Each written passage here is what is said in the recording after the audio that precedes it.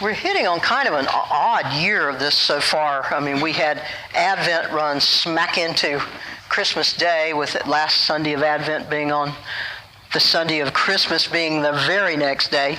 So, and then we had Ash Wednesday on Valentine's Day, which is generally a day we celebrate. And we're going to have Easter land on April Fool's Day, which is just delighting the heck out of my non-Christian friends. But Lent is always 40 days. No matter when Easter falls, we will have the 40 days of Lent.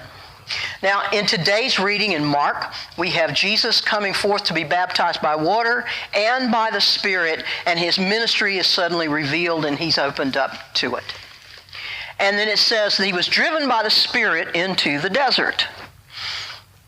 Now think about it for a minute. When that happened and it was revealed to Jesus who he was and what he was expected to do, if he was about 30 years old, we can sort of figure he probably had a pretty good life going there, right? And suddenly he is asked to give up everything, to become everything he's been sent here to be to us. Life, all of his previous life is stripped away, and he becomes the Son of God that he's been intended to be and has been all along. But in order for us to really benefit from Jesus having been here, he's got to have been fully human too. And so he spent 30 years being human. Now, there's discussion as to whether or not he knew who he was during that period, but it really doesn't matter. Here and now, he knows. And he immediately goes out into the desert. Now, I don't know about you, but if that was revealed to me, I would need a little contemplation too. He went out, giving up everything, his life, his friends, his family.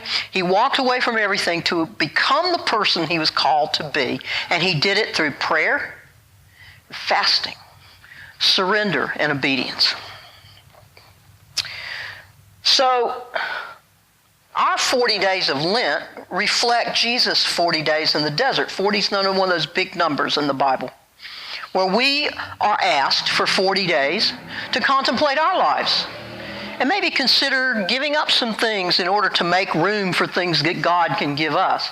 And I don't know about you, but my life gets so crazy busy, I don't have time to, say, okay, God, I'm ready. He sneaks it in when I'm least expecting it. But during the season of Lent, which we see as contemplative, we see it as sometimes as sad, where it's indwelling, we make some room for God. Maybe if it's only a little bit. So we know the story, we know how this story ends. And it's hard to be really very joyful about Lent, right? Because we know Christ is going to now start the walk towards his ending of his life on earth and to the great sacrifice that is our salvation. But at the same time, I would put it to you that that's also a very joyful thing. Like he told his disciples, you'll be happy I did this. We'll be happy he did this.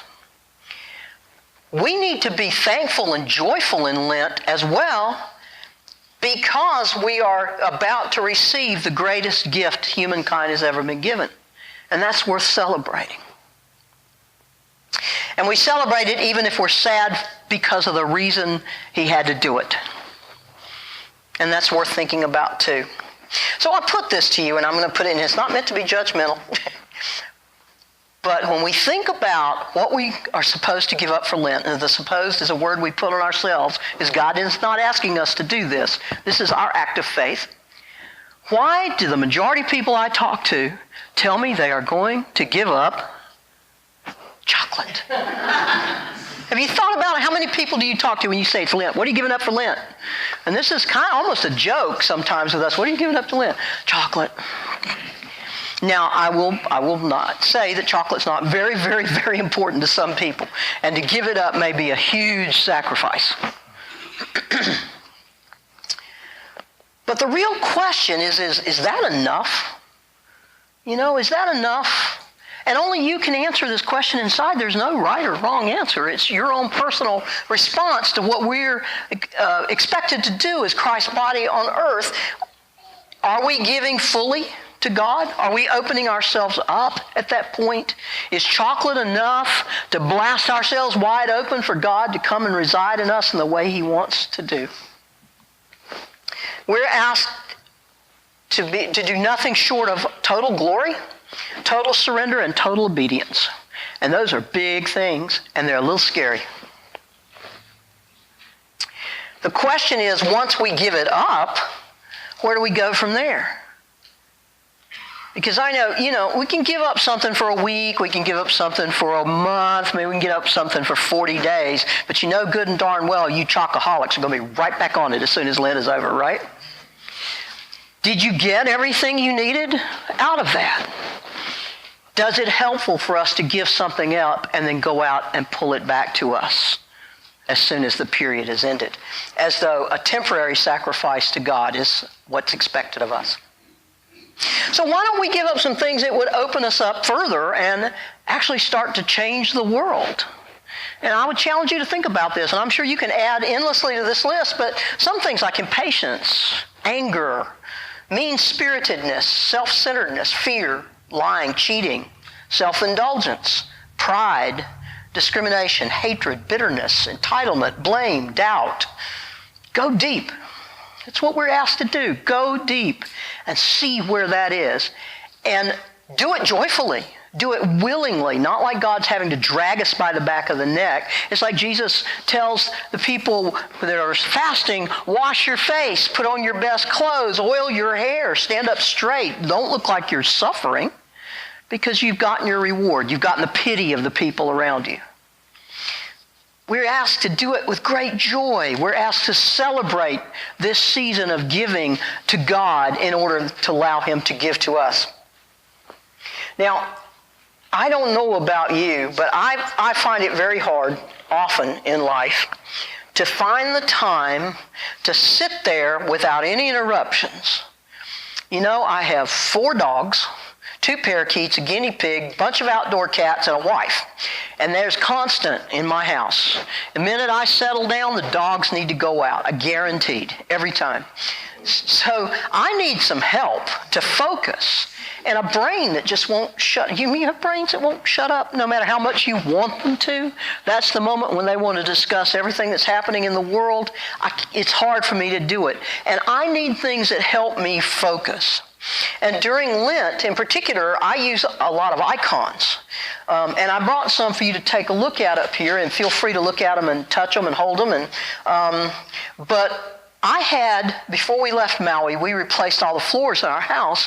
And the man who installed those floors, he and I had kind of bonded about some conversations of he had been ordained into an independent church about 30 years ago.